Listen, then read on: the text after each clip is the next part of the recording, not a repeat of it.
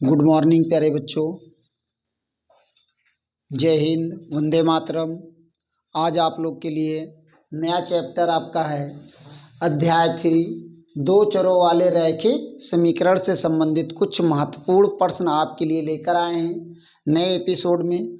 और आप लोग अच्छे होंगे और इस समय यूपी बोर्ड परीक्षा की तैयारियां जोरों से आप लोग कर रहे होंगे। और इसी के साथ हम आपको यूपी बोर्ड से संबंधित महत्वपूर्ण प्रश्नों की श्रृंखला लेके आए हैं जो बोर्ड पेपर में कई बार पूछे गए हैं और पूछे जाते हैं। तो हमें आशा है कि आप लोग इस समय अध्ययन करते होंगे और दिल और जान से आप लोग पढ़ाई कर रहे होंगे। तो आपका पहला क्वेश्चन है, समीकरण x माइनस वाई बराबर 2 तथा x प्लस वाई बराबर 2 का हल ज्ञात कीजिए। हमें यहाँ पर x और y का मान निकालना है, x और y का मान निकालना है। ध्यान दीजिए, इसका सल्यूशन देखिए आप लोग। हल दिया गया जो समीकरण है, पहले हम लोग इसे लिख लेंगे। दिया गया समीकरण, यह आपका पहला समीकरण है x माइनस वाई बराबर 2। इसे बना लेंगे समीकरण फर्स्ट तथा x प्लस वाई बराबर 2 समीकरण सेकेंड। अब यहाँ पर देखिए समीकरण फर्स्ट और सेकंड में देखिए आप लोग, x माइनस वाई बराबर 2 और x प्लस वाई बराबर 2 है। यहाँ पर देखिए x माइनस वाई है और यहाँ पर x प्लस वाई है।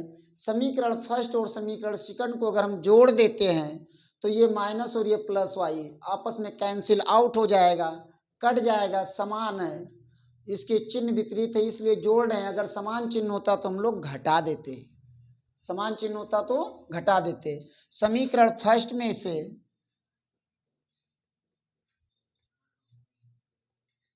समीकरण सेकंड को जोड़ने पर, समीकरण फर्स्ट और सेकंड को जोड़ते हैं। देखिए x माइनस वाई बराबर 2 और x प्लस वाई बराबर आपका 2 हो जाएगा। दोनों को जोड़ेंगे तो प्लस हो जाएगा, प्लस हो जाएगा, प्लस हो जाएगा। ये प्लस और ये माइनस ये दोनों आपका कैंसिल आउट हो जाएगा। x में x को जोड़ेंगे तो 2x हो जाएगा, 2 और 2 को जोड़ेंगे तो 4 हो जाएगा। तो x बराबर 4 बटा आपका 2 हो गया। 2 दूनी 4 होता है तो x बराबर आपका 2 आ गया।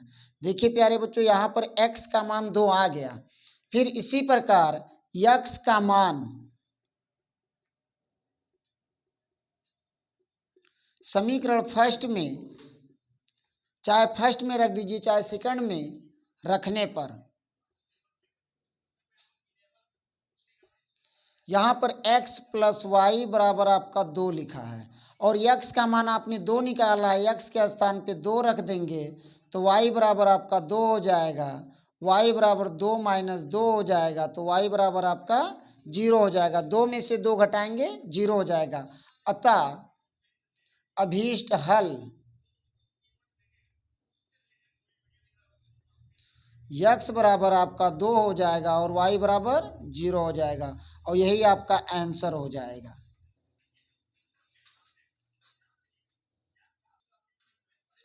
दो चरों वाले रैखिक समीकरण में सबसे महत्वपूर्ण बिंदु जो है कि कब समीकरण का अद्वितीय हल होगा, कब अनेक हल होगा और कब कोई हल नहीं होगा।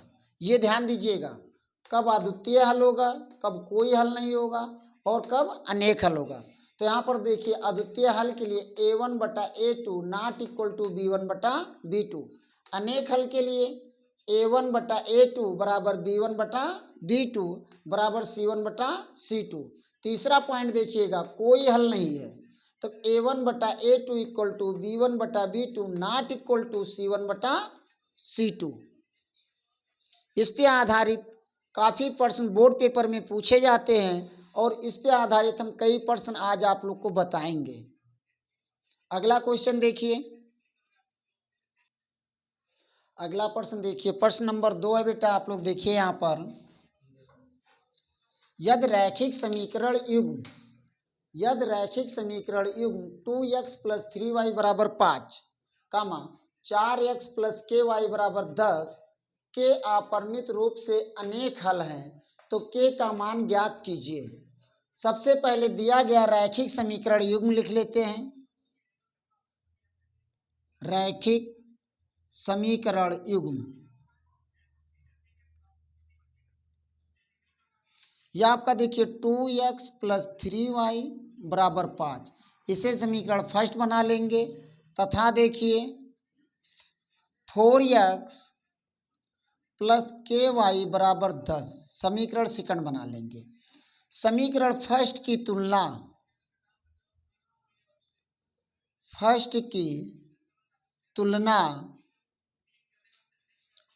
a1x प्लस b1y बराबर c1 से तथा समीकरण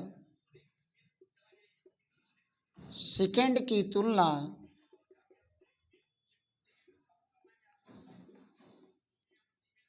a2x प्लस b2y बराबर आपका c2 से करने पर,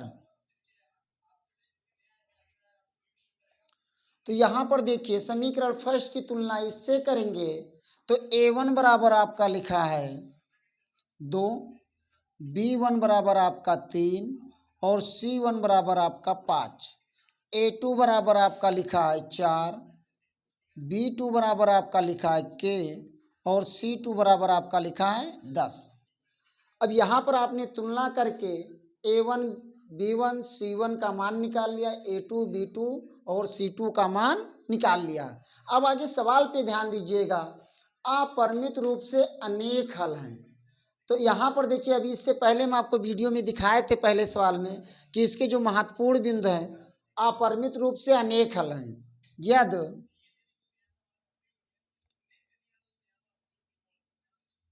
रैखिक समीकरण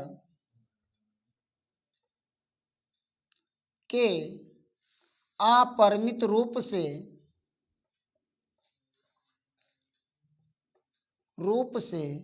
अनेक हल हैं, अतः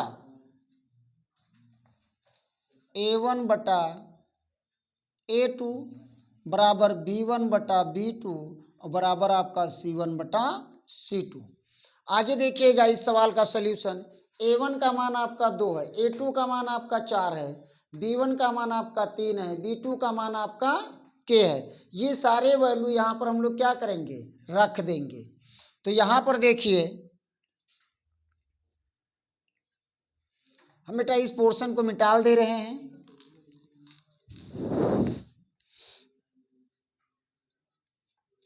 a1 का मान 2 बटा 4 बराबर आपका हो जाएगा 3 बटा k बराबर आपका हो जाएगा 5 बटा 10। यहाँ पर देखिए ये आपका फर्स्ट है, ये सेकंड है और ये आपका थर्ड है। हम फर्स्ट और सेकंड को हल कर लेते हैं। फर्स्ट एवं सेकंड से हमें के का मान निकालना था, चाहे फर्स्ट सेकंड को सॉल्व कर लो, चाहे सेकंड थर्ड को सॉल्व कर लेंगे, हल कर लेंगे, तभी हमें के का मान मिल जाएगा। तो यहाँ पर देखिए 2 बटा 4 बराबर 3 बटा हमारा के हो जाएगा, 2 अक्कम 2, 2 दूनी 4 हो जाएगा, तो 1 बटा 2 बराबर 3 बटा के हो जाएगा। क्रॉस मल्टीप्लाई कर देंगे, तिर्यक गुणा कर देंगे तो के कन्नम के हो जाएगा और 3 दूनी 6 हो जाएगा। तो यहाँ पर देखिए के का मान आ गया आपका 6, के का मान 6 आ गया और यही आपका आंसर हो जाएगा। अगला क्वेश्चन देखिए, युगपत समीकरण x प्लस 2y बराबर 70 और आपका 2x प्लस लेमडा वाई, ये आपका बेटा लेमडा लिखा है, लेमडा वाई बराबर 35 है का कोई हल नहीं है, तो लेमडा का मान ज्ञात कीजिए। सबसे पहले हम लोग काम करेंगे, जो दिया गया युगपत समीकरण है इसको लिख लेंगे। दिया गया युगपत समीकरण x प्लस 2y बराबर 70, इसे बना लेंगे समीकरण फर्स्ट। और फिर आपका देखिए 2x प्लस लेमडा वाई बराबर 35, इसे बना लेंगे समीकरण सेकेंड। यहाँ पर देखिए समीकरण फर्स्ट की तुलना समीकरण फर्स्ट की तुलना a1x प्लस b1y बराबर c1 तथा समीकरण सेकंड की तुलना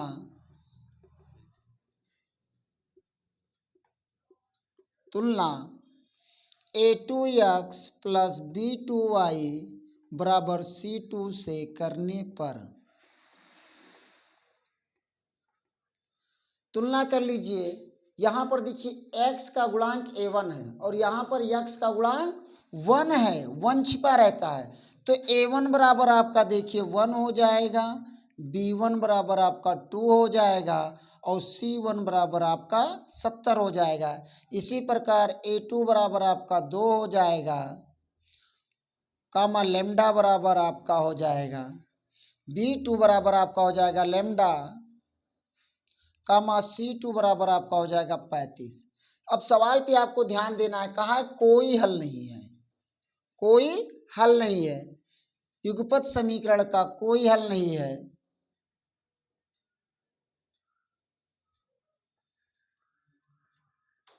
कोई हल नहीं है, अतः a1 बटा a2 बराबर b1 बटा b2 not equal to c1 बटा c2।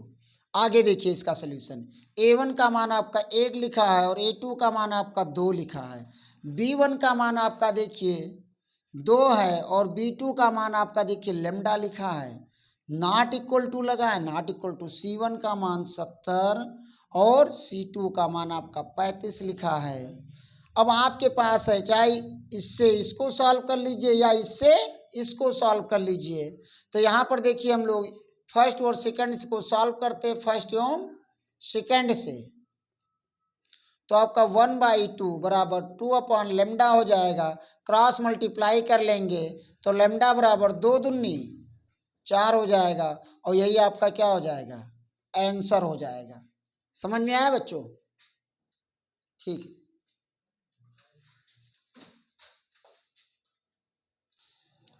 अगला प्रश्न देखिए, दो संख्याओं का योगफल और अंतर क्रमशः 8 और 2 है, तो संख्याएं ज्ञात कीजिए। कितनी संख्याएं हैं? 2 संख्याएं हैं। तो हम लोग को यहाँ पर सबसे पहले मान लेंगे, माना पहली संख्या x, माना पहली संख्या x तथा दूसरी संख्या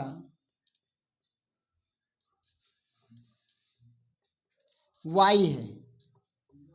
तब प्रथम शर्तानुसार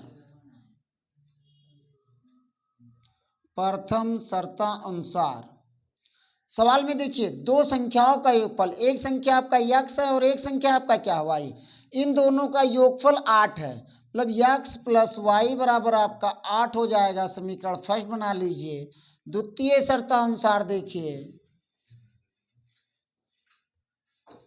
द्वितीय शर्तानुसार इनका अंतर 2 है। अंतर का मतलब होता है घटा दीजिए, पहली संख्या में से दूसरी संख्या को घटा दीजिए तो इसका अंतर कितना हो गया, 2। समीकरण सेकंड हो गया। यहाँ पर देखते हैं समीकरण फर्स्ट और सेकंड में प्लस वाई है, यहाँ पर माइनस वाई है, तो यहाँ पर प्लस वाई, यहाँ पर माइनस वाई, तो ये चिन्ह आपके विपरीत है। अगर चिन्ह विपरीत है और संख्याएं समान है तो हम लोग जोड़ देते हैं। तो समीकरण फर्स्ट प्लस समीकरण सेकंड से x प्लस वाई बराबर 8 और x माइनस वाई बराबर 2 जोड़ेंगे तो ये प्लस हो जाएगा, ये माइनस हो जाएगा, प्लस हो जाएगा, ये प्लस माइनस कैंसिल आउट हो जाएगा, x 2x हो जाएगा, 8 2 10 हो जाएगा और x बराबर 10/2 हो जाएगा, 2 पंचे 10 हो जाएगा। x बराबर आपका देखिए वैल्यू जो आ गया 5 आ गया। अब x का मान चाहे जिस समीकरण में रख दीजिए, चाहे फर्स्ट में रख दीजिए चाहे सेकंड में रख दीजिए, तो x का मान समीकरण फर्स्ट में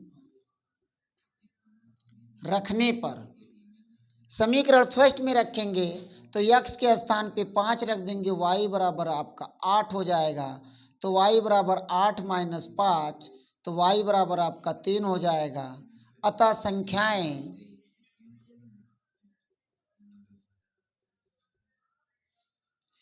5 व 3 है। यही आपका आंसर हो जाएगा। यहाँ पर देखिए उत्तर की आप जांच कर सकते हैं। जो संख्याएं कहा था 8 है, दोनों संख्याओं का योगफल कितना है 8 है। तो पहली संख्या आपका 5 और प्लस 3, 5 में 3 जोड़ेंगे तो आपका 8 आ जाएगा और 5 में से 3 घटाएंगे तो आपका 2 आ जाएगा। तो आपकी संख्याएं क्या हो गई 5 और 3 हो गई। यही आपका आंसर हो जाएगा।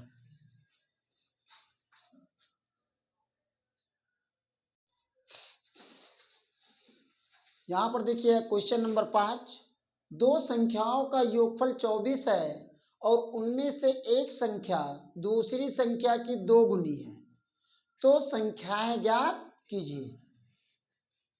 माना पहली संख्या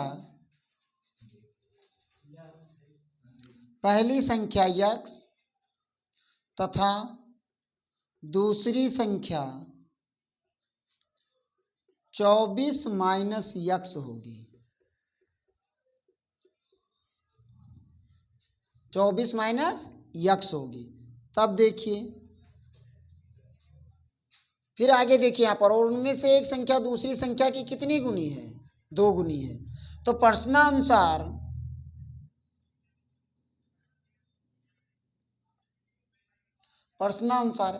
एक संख्या दूसरी संख्या के 2 गुनी है।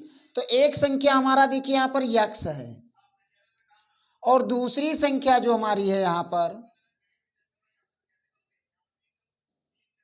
दूसरी संख्या 24 माइनस x है और यहाँ पर कह रहा है दूसरी संख्या की 2 गुनी, मतलब हम इसमें 2 से गुणा कर देंगे, 2 से गुणा कर देंगे।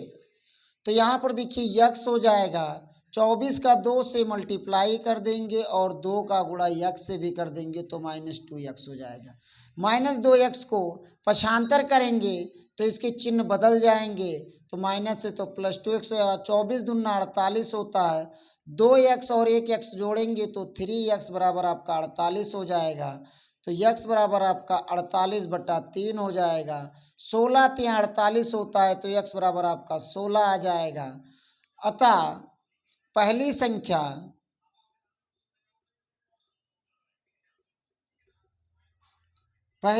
आपका 16 हो जाएगा तथा दूसरी संख्या 24 माइनस 16 हो जाएगा तो बराबर 8 आ जाएगा। अतः अभीष्ट संख्याएं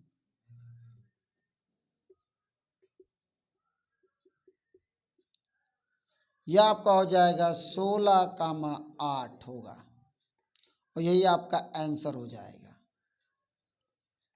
बहुत ही आसान सवाल है और ये बोर्ड पेपर का बहुत ही महत्वपूर्ण प्रश्न है। अगर वीडियो आप लोग को पसंद आती हो तो आप लोग इसे लाइक, सब्सक्राइब और शेयर जरूर कर दीजिएगा। अगर जरा सा भी आपके हेल्पफुल है हाई स्कूल की तैयारी जो कर रहे हैं उनके लिए, तो आप लोग इस वीडियो को लाइक, शेयर और सब्सक्राइब जरूर कर लीजिएगा। इसी के साथ अगला प्रश्न देखिए।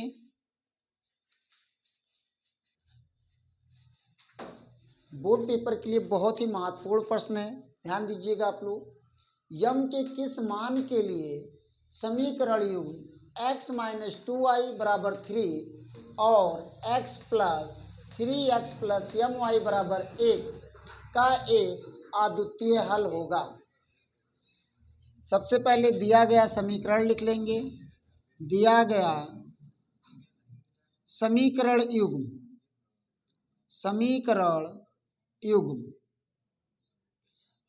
x - 2y बराबर आपका 3 है, इसे बना लेंगे समीकरण फर्स्ट। तथा आपका देखिए 3x + my = 1, इसे बना लीजिएगा समीकरण सेकेंड। समीकरण फर्स्ट की तुलना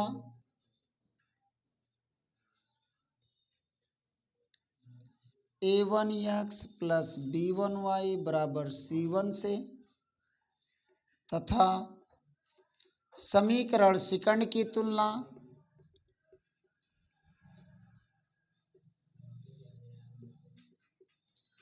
a2x प्लस b2y बराबर c2 से करने पर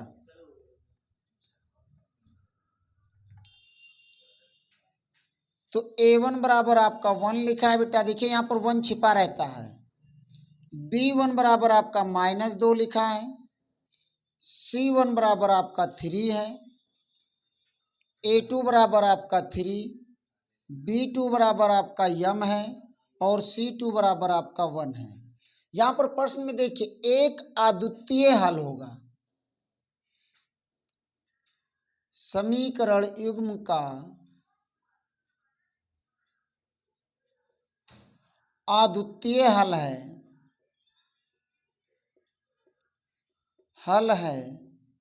तब a1 बटा a2 बराबर नॉट इक्वल टू b1 बटा b2। a1 बटा a2 not equal to b1 बटा b2। तो यहाँ पर देखिए a1 का मान 1 है और a2 का मान आपका 3 लिखा है, b1 का मान -2 है, b2 का मान आपका m लिखा है। आगे देखिए क्रॉस मल्टीप्लाई कर दीजिएगा तो आपका हो जाएगा m नॉट इक्वल टू 3 2 जा 6 हो जाएगा, तो माइनस कितना आ जाएगा 6, तो m का मान m नॉट इक्वल टू -6, यही आपका आंसर हो जाएगा।